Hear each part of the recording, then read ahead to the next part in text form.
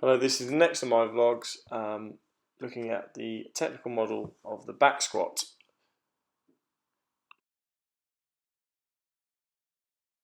Within this video I'm going to be looking at the perfect technical model and talking through that. And towards the end of the video I'm going to say how my performance within this movement differs from that perfect technical model. The first part of the back squat that I'm going to talk through is the rack position. What we're looking to do is safely remove the bar from the rack. We're going to step underneath the bar, feet directly underneath the bar, knees, ankles and hips are all slightly flexed into a power position.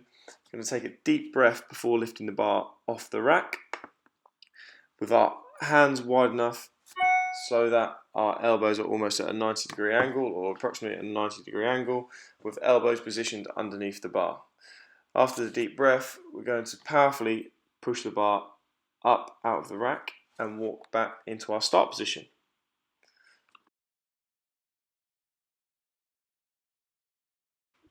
Okay, now looking at the start position.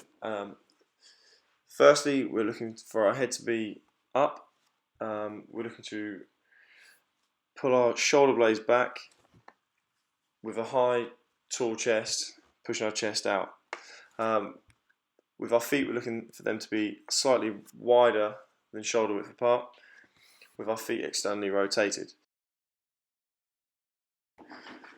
The next part of the lift we're going to look at is the descent. Before the descent, we're going to take a big deep breath and hold that breath whilst we go through the descent.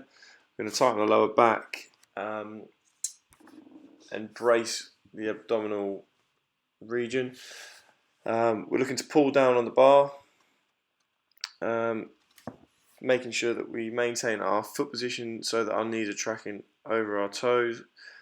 We're looking for flexion at the knees, ankles and hips, and assume the deep squat position where our hips break parallel.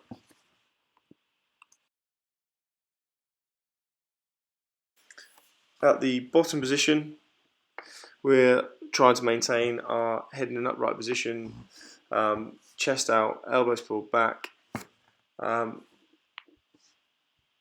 weight through our heels or the back of our feet, knees pointing along the line of our big toes, and trying to maintain a neutral spine whilst in that bottom position.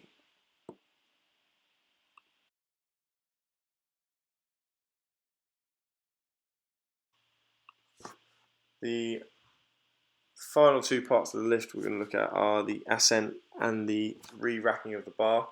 With the ascent, we're looking for a really powerful triple extension at all three joints, knee, ankle and hip, whilst maintaining good posture in terms of a neutral spine, chest being upright, head up, and looking forwards.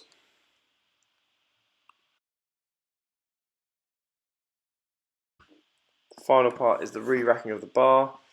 With the re-racking of the bar, we are looking to walk forwards underneath the rack until the bar is positioned above the supports, and again it's going to be a triple flexion at ankle, knee and hip so that the bar is securely placed back up on the rack.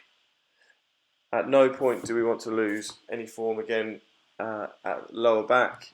We want to maintain an upright chest position until the bar is safely returned to the supports. When looking at my own technique, at my deepest position, my hips just about break parallel. I have a slight rounding on my lower back. I'm extremely externally rotated on my right foot due to poor ankle mobility and not being able to get into the required amount of dorsiflexion. I then choose to use excess pronation of my right foot to allow me to find that low position. And generally, watching the lift, it doesn't look a particularly confident lift. I have a lot of lateral movement on my hips in the descent and the ascent.